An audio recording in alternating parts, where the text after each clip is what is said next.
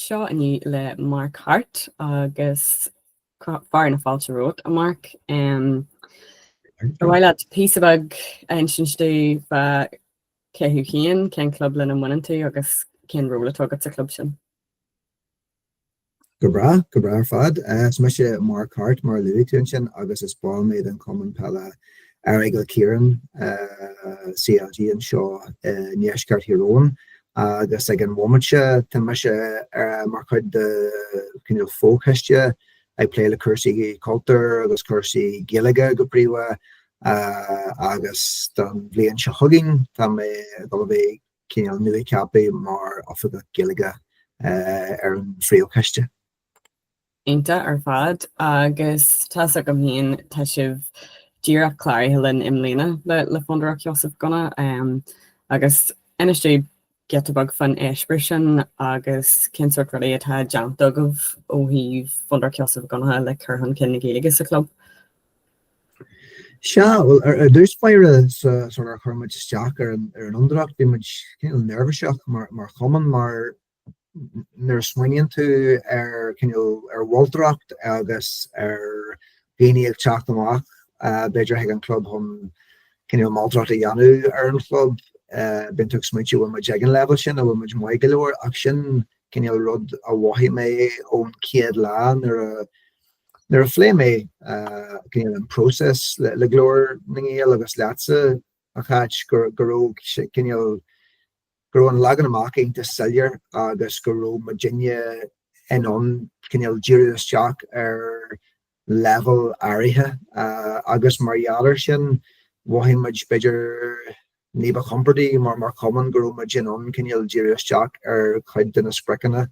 a bhaineann leis an iondracht. Chomh maith sin níor thuigh beidir an bliain se caite go raibh an oiread sin cuidiú ar fáil agus an cuidiú tón go bhfuil an ammaní nuair tá cuidiú díthart le rud éigean féin tú freigra in tamil master fada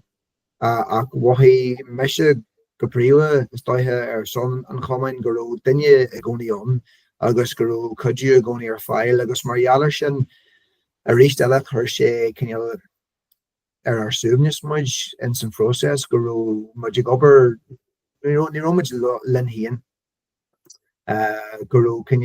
muid le mar chuid den cumann le scéal agus gur bíon Gaeilge mar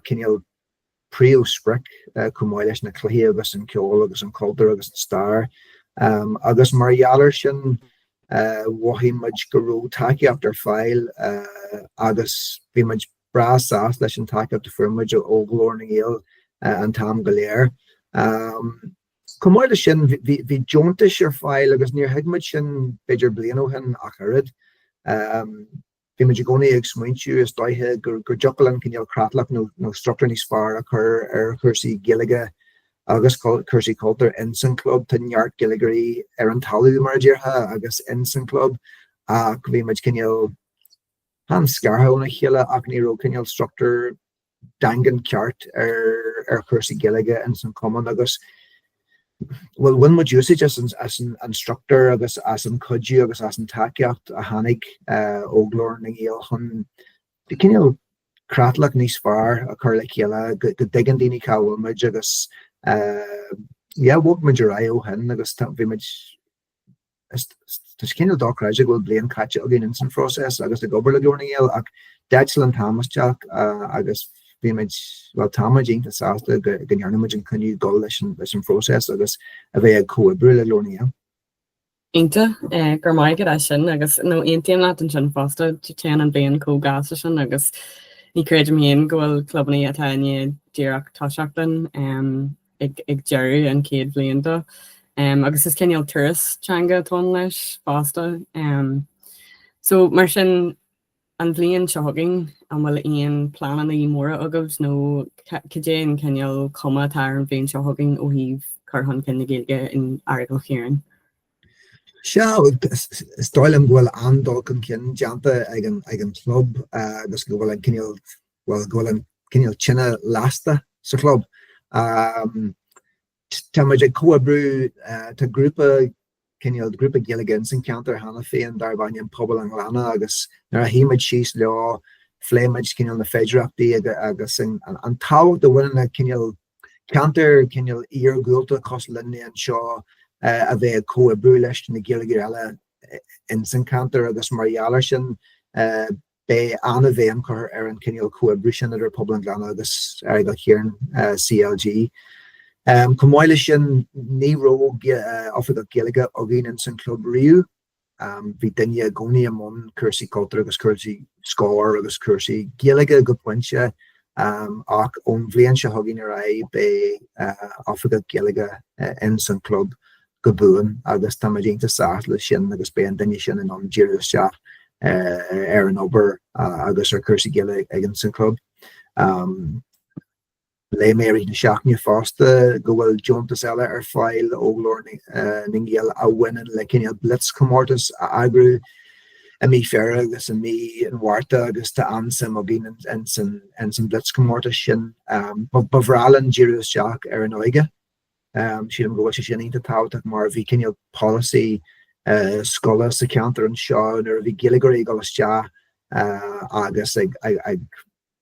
Gurujéis ag na scóiríons na bonscoilna áitiúla Gaeilge ólam ach marir cinneal aspa airgid nó aspa taceachta tá sin imithe inis so bhrálan rud ag na dheanú a churan beidir a thugan déist an na daoine óga in san chlub a bheith fóm Gaeilge in na seisiún tréile Harte an Farc agus beidir beidir níos mó brún an níos mó takeíocht a thuirsta na scolanna fásta beidir bhfuil chumainn na Gaeilge an chlub agus a cuidú insna rangan just go mín an déis céarna nach mín an déis sin caiilte ag na daoine óga in san ceantar fásta. Agus cumáile sin bhrálan ddíiristeach a réist eile ar aon déis eile a hagan